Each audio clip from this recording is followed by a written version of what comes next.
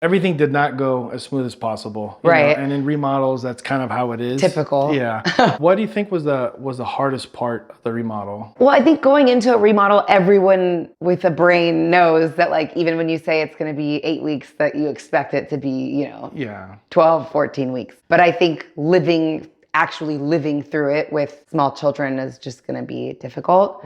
But I would say the hardest parts had nothing to do with you guys. The hardest parts were just like life happening. Yeah. And little things like we had to move all of our stuff in while it was demoed. So we didn't anticipate like everything being floor to ceiling in just a few rooms. Well, like when you start to rip out walls and rip out floor, that's when you find other things, right? Because then it turned into like, this had that, what was it called? So yeah, it had the screed underneath, and then the wood was rotting, and then we had to do the doors, and then it just like, it always turns into more. Yeah. So I guess overall that was the hardest part, but nothing crazy. And then the painters at the end, I feel like we dealt with a lot of back and forth. With the house and punch list, we would love to like bring in 10, 15 people and just do it, but we know it's not. So I know the punch list is the worst for everybody. Like that's just not fun. Yeah.